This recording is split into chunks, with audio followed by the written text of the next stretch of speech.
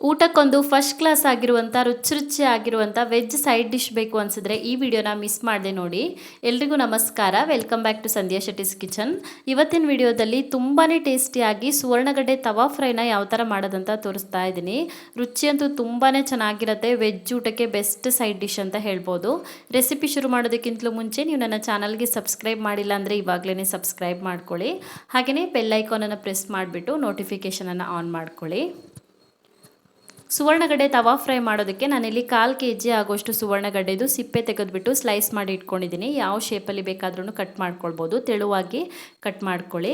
ಇವಾಗ ಇದನ್ನು ಬೇಯಿಸ್ಕೊಳ್ಬೇಕು. ಯಾವಾಗಲೂ ಸುವರ್ಣಗಡ್ಡೆ ಕುಕ್ ಮಾಡುವಾಗ ಫಸ್ಟಿಗೆ ಹುಳಿ ಮತ್ತು ಅರಿಶಿನ ಹಾಕಿ ಬೇಯಿಸ್ಕೊಳ್ಬೇಕು. ಈ ಥರ ಮಾಡೋದ್ರಿಂದ ಸುವರ್ಣಗಡ್ಡೆ ತಿಂದಾಗ ಬಾಯಿ ತುರಿಸೋದು ಕಮ್ಮಿ ಆಗುತ್ತೆ. ಸೊ ಬೇಯಿಸೋದಕ್ಕೆ ಒಂದು ಪಾತ್ರೆಗೆ ಹಾಕಿಬಿಟ್ಟು ಅದಕ್ಕೊಂದು 2 ಲೋಟ ನೀರು ಹಾಕ್ಕೊಂಡು 1/4 ಚಮಚ ಅರಿಶಿನದ ಪುಡಿ, ಹಾಗೆಯೇ ಒಂದು ಸಣ್ಣ ಪೀಸ್ ಆಗೋಷ್ಟು ಹುಣಸೆ ಹಣ್ಣು ಹಾಕ್ಕೊಂಡಿದ್ದೀನಿ.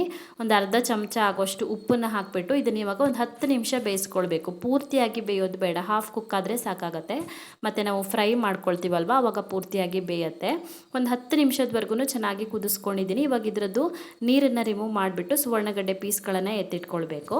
ಇವಾಗ ಇದನ್ನು ಮ್ಯಾರಿನೇಟ್ ಮಾಡ್ಕೊಳ್ಳೋಣ. ಮಸಾಲೆ ಹಚ್ಚಿಬಿಟ್ಟು ಮಸಾಲೆಗೆ ನಾನಿಲ್ಲಿ ಒಂದು ಪ್ಲೇಟ್ಗೆ 1 ಟೇಬಲ್ ಸ್ಪೂನ್ ಆಗೋಷ್ಟು ಖಾರದ ಪುಡಿ ಹಾಕ್ಕೊಂಡಿದ್ದೀನಿ. ಅರ್ಧ ಟೇಬಲ್ ಸ್ಪೂನ್ ಆಗೋಷ್ಟು ಧನಿಯಾ ಪುಡಿ, 1/4 ಟೀ ಸ್ಪೂನ್ ಆಗೋಷ್ಟು ಅರಿಶಿನ ಪುಡಿ, ಜಾಸ್ತಿ ಬೇಡ. ಹಾಗೆಯೇ 1/4 ಟೇಬಲ್ ಸ್ಪೂನ್ ಆಗೋಷ್ಟು ಗರಂ ಮಸಾಲೆ ಪುಡಿನ ಹಾಕ್ಕೊಳ್ಳಿ. 2 ರಿಂದ 3 ಚಿಟಿಕೆ ಆಗೋಷ್ಟು ಇಂಗನ್ನು ಹಾಕೋಬೇಕು. ಇಂಗು ಹಾಕೋದ್ರಿಂದ ಫ್ಲೇವರ್ ಚೆನ್ನಾಗಿ ಬರುತ್ತೆ. ರುಚಿಗೆ ತಕ್ಕಷ್ಟು ಉಪ್ಪನ್ನು ಹಾಕ್ಕೊಳ್ಳಿ. ಹಾಗೆಯೇ ಹುಳಿಗೆ ಒಂದು ಸ್ವಲ್ಪ ನಿಂಬೆಹಣ್ಣಿನ ರಸನ ಸೇರಿಸ್ಕೊಳ್ತಾ ಇದ್ದೀನಿ. 1/4 ಭಾಗದಷ್ಟು ನಿಂಬೆಹಣ್ಣನ್ನು ಹಿಂಡ್ಕೊಂಡ್ರೆ ಸಾಕಾಗುತ್ತೆ, ಜಾಸ್ತಿ ಬೇಡ. ಚಮಚದಲ್ಲಿ ಹಾಕೋದಾದರೆ 1 ಚಮಚ ಹಾಕ್ಕೊಳ್ಳಿ ನಿಂಬೆಹಣ್ಣಿನ ರಸನ. ಇದನ್ನ ಇವಾಗ ಸ್ವಲ್ಪನೇ ನೀರನ್ನು ಹಾಕ್ಬಿಟ್ಟು ಮಿಕ್ಸ್ ಮಾಡ್ಕೊಳ್ಬೇಕು. ಒಂದೇ ಸಲಕ್ಕೆ ನೀರು ಹಾಕ್ಕೊಳ್ಬೇಡಿ, ನೋಡಿಬಿಟ್ಟು ಸ್ವಲ್ಪನೇ ನೀರನ್ನು ಹಾಕ್ಕೊಳ್ಳಿ.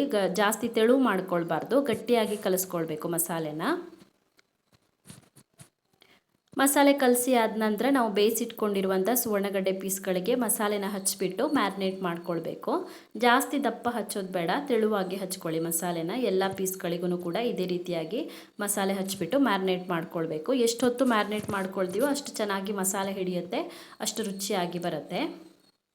ನೋಡಿ, ಇಷ್ಟು ತೆಳುವಾಗಿ ಮಸಾಲೆ ಹಚ್ಕೊಂಡ್ರೆ ಸಾಕಾಗತ್ತೆ. ಇದನ್ನ ಇವಾಗ ಒಂದು 20 ನಿಮಿಷದವರೆಗೂ ಮ್ಯಾರಿನೇಟ್ ಮಾಡೋದಕ್ಕೆ ಹಾಗೆಯೇ ಬಿಟ್ಬಿಡೋಣ. ಸೊ ಸುವರ್ಣಗಡ್ಡೆ ಪೀಸ್ಗಳು ಮ್ಯಾರಿನೇಟ್ ಆಗಿದೆ. ಇವಾಗ ಇದನ್ನು ಫ್ರೈ ಮಾಡೋದಕ್ಕೆ ಕಾವಲಿನ ಕಾಯೋದಕ್ಕೆ ಇಟ್ಟಿದ್ದೀನಿ. ಕಾವಲಿ ಚೆನ್ನಾಗಿ ಕಾದ ನಂತರ ಅದಕ್ಕೊಂದು 4-5 ಚಮಚ ಎಣ್ಣೆ ಹಾಕೋಬೇಕು. ಎಣ್ಣೆ ಕಾದ ನಂತರ ನಾವು ಮ್ಯಾರಿನೇಟ್ ಮಾಡಿ ಇಟ್ಕೊಂಡಿರುವಂಥ ಸುವರ್ಣಗಡ್ಡೆ ಪೀಸ್ಗಳನ್ನು ಸೇರಿಸ್ಬಿಟ್ಟು 2 ಕಡೆಗೆ ಫ್ರೈ ಮಾಡ್ಕೊಳ್ಬೇಕು.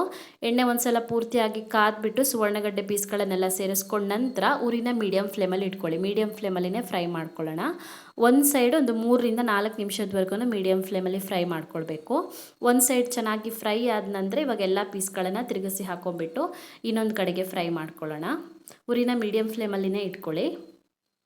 ಸೊ ಈ ಸೈಡ್ ಕೂಡ ಒಂದು 3 ರಿಂದ 4 ನಿಮಿಷದವರೆಗೂ ಫ್ರೈ ಮಾಡ್ಕೊಳ್ಬೇಕು. ಮಸಾಲೆ ಪೂರ್ತಿ ಡ್ರೈ ಆಗಬೇಕು, ಅಲ್ಲಿವರೆಗೂ ಫ್ರೈ ಮಾಡ್ಕೊಳ್ಬೇಕು. ಸೊ 2 ಕಡೆ ಚೆನ್ನಾಗಿ ಫ್ರೈ ಆಗಿದೆ, ಮಸಾಲೆ ಡ್ರೈ ಆಗಿದೆ ನೋಡಿ. ಇವಾಗ ಇದನ್ನು ಕಾವಲಿಯಿಂದ ಎತ್ತಿಟ್ಕೊಳ್ತಾ ಇದ್ದೀನಿ. ರುಚಿ ಅಂತೂ ತುಂಬಾ ಚೆನ್ನಾಗಿರುತ್ತೆ ಇದರದ್ದು.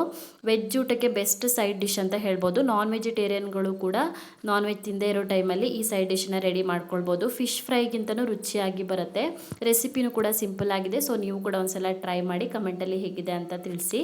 ಇನ್ನು ಹೆಚ್ಚಿನ ವಿಡಿಯೋಗಳಿಗೆ ನನ್ನ ಯೂಟ್ಯೂಬ್ ಚಾನಲನ್ನು ಸಬ್ಸ್ಕ್ರೈಬ್ ಮಾಡ್ಕೊಳ್ಳೋದನ್ನು ಮರಿಬೇಡಿ.